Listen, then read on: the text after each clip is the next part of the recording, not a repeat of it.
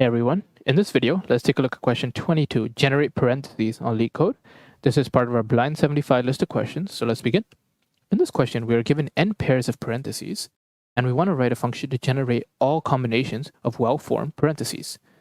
So let's take a look at the example here, and even before we do that, just note that whenever you're asked to generate all forms of something or generate an exhaustive search, every type of something, then you want to often think of recursion. But more specifically, backtracking. So we've done this in our subset question, we've done this in our permutation question, all these types of questions when you're asked to generate all sorts of things, like all combinations, all permutations, etc. Then you want to kind of think of backtracking. So I just don't want you to think of backtracking right off the bat, like really understand why it makes sense. So you can watch the older videos for that, but quickly, I'll go through this one, like why it might make sense for us to do this. Well, consider the case like when we're asked n is equal to 1, right? So what are some of the things we need to understand first of all? Well, let's think of our base condition, right? Like when we are generating parentheses, how do we first understand whether it is well-formed? Like what does it mean for it to be a well-formed parentheses? Well, I think right off the bat, first of all, we can see from here that the length of the parentheses, right? Like the length of the string that's generated, it's equal to 6, right? It's equal to 3 times 2. It's equal to n times 2.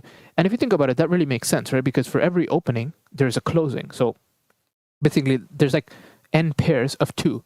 And so that's one thing, right? So a well-formed parentheses will have 2 times n length of string, right? That's one thing. What else? Well, if we take a look at this one, remember what I just said. Every opening parentheses has a closing pair. Every opening one has a closing pair. So if you really think about it, the number of opening parentheses has to equal the number of closing parentheses. Same thing here.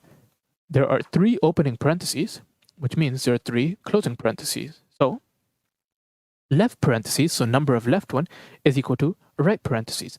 That's another thing. And you notice here that like we're only generating a valid set of parentheses, right? Like how do we know like how to generate a valid set of parentheses? Well, if you were to kind of just jot this down on paper, and I just told you like generate all parentheses of length, maybe n is equal to 2, right? Or maybe let's just start off with n is equal to 1 to kind of arrive at a more general case. Well, n is equal to 1. Well, what's the first thing you would do? Well, first thing you would probably do is you would note that if the string is empty, if we haven't generated anything, then we have to generate a left parenthesis, right? Because we can't start off a parentheses group with a closing bracket. It has to start off with an opening one. So if something like that, so if left is equal to 0, then generate a left parenthesis, right? So that's one thing. Now, if left is not greater than equal to 0, right? Let's say left is equal to, a number like, I don't know, like something like 1, for example. Then what can we do? Well, we can generate more left or we can generate more right parentheses. So how do we know like which one to generate? Well, if you just take a look at this one, right? So let's say we generate, let's say we keep track of left is equal to 1, right is equal to 0, and we generate just something like this. Now, what do I have, right? Like, what can I make my choices based off of? Well, if I have the left one, then I can actually generate more left like this. I can actually just close the group and I generate a right parentheses just like this, right? So I have my choice here. So I can do something like if left parentheses is greater than right parentheses, then generate left or right. You can see here that left is equal to 1, right is equal to 0. Under no circumstances should we have right greater than left, because then you'll have something like this, which obviously is not valid. So in this case, we can generate more left parentheses. We can also just generate a right parentheses anytime we want. So that's one thing to know. Now, what about the case when like left is equal to right? So if left equals right, right? So if you had something like this and then we had something like this. Well, in this case, we have something like this. Can I generate a right parentheses? Well, I can't, right? Because this group is essentially done. So in order for me to start a new group, I would have to start with a left parentheses like this. And so these are like the 3 rules that we'll use to generate all sets of parentheses. And if you really think about it, where backtracking comes into approach here is if we go ahead and generate, like let's say we have n is equal to 1, right? So maybe we go ahead and we generate something like this, and then we generate something like this again. Well, now we see that this is actually invalid, right? Even though like based off of our rules, we did it. If we had left greater than right, which we do, then we generate left or right. Maybe we decided to just generate a left initially. Well, then we can see that this is false. So then we'll go ahead and pop from our list. And now we'll go ahead and generate the right set of parentheses. And so that's where like the backtracking part of this comes from.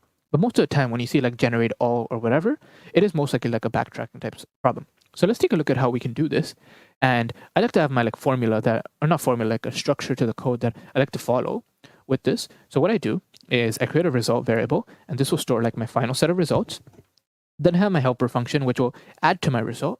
And then I've returned my result in the very end. Okay, so my helper function will basically append to result, like the set of valid parentheses. Okay, so let's take a look at what we need passed in. Well, we need passed in n, right? We need our result passed in. We need like our cur, which will be like our current list of like valid like parentheses, like the string that we're forming. Well, what else do we need? Well, we argued here, like this is how we would generate the list of parentheses, right? Like how we understand what to generate next. So here we need like a count of left set of parentheses and right set of parentheses. And I think that's pretty much it. That's all we actually need here. So what can we do?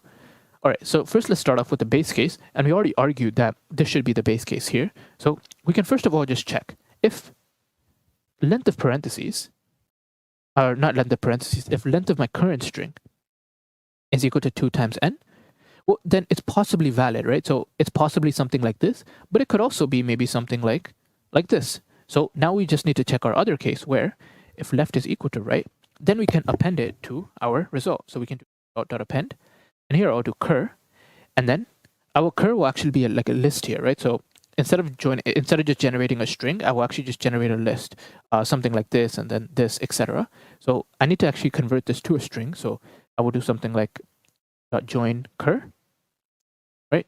And because we are not like doing this off of a list, we actually don't need to do anything like this, but we can. It doesn't hurt really. But we'll fix this in the very end with like a more better approach here. And then basically we can just return, right? Whether or not like this was true, we can just return, because anything greater than 2 to the n will not be valid. So now we have our set of cases that we can handle to generate parentheses. So we can do if left is equal to 0, if left is equal to right, if left is greater than right. But what about the case where left is equal to 0? Well, in this case, we have to add in a left parentheses, right? So we will add in a left parentheses like this. Then I will do my helper call, and I will fill this in, and then I will pop. And this is how we do our general backtracking type problems. Similarly here, we have to do the same thing. If left is equal to right, we can only generate a left parenthesis. So I'll space this out actually. And then in this case, we can actually do 2 of them. We could either generate a left parenthesis, or we could generate a right parenthesis. And so what should we fill out in this helper? Well, n stays the same, result stays the same. Cur, we just appended it here. Left, we increase by 1. Right, the count of right parentheses remains as it is. So this one we can actually replace here and over here. And here, the only thing to change really is instead of left, we will right by 1. And that's basically all there is to this. So we will now go ahead and append this. We'll do n, we'll do res, cur initially, let's set it equal to empty. Left is 0 because there's 0 left. Right is also 0 because there's 0 right. And now let's go ahead and run this. And it passes. Let's go ahead and submit this. And we see it also passes. So this is one way of doing it. The other way, because we see that we don't actually need like a list, right? We can just maybe treat this as a string. So if we want to do that, then one thing we could do is instead of just joining here, let's assume cur is a string. So instead of here, we'll pass in it as a string. Here I can just do cur. Here, I will do cur, and then I will append the left-hand side parentheses. And I would do the same thing here, append the left-hand side, which means I don't need to pop it, right? Because the string, once we go back, it'll be its old version. We don't need to pop it from the list. And so we can do the same thing here. And then here, we'll basically just do the right-hand side parenthesis. And then I will change this left to be just left, and then right will be right plus 1. So this is another way in which we can do it. And we'll go ahead and click submit. And then that's it. So what is the time of this? Well, if you think about it, we can generate like 2 to the n type parentheses, right? Because like at maximum, like we have 2 options here. So it's 2 to the n in terms of time, and also in terms of in terms of space. Really, you can think of it like that as well. Because like that's how many recursive calls we're doing.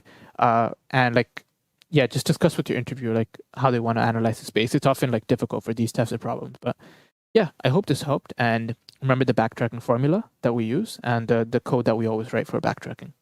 Okay, thanks for watching.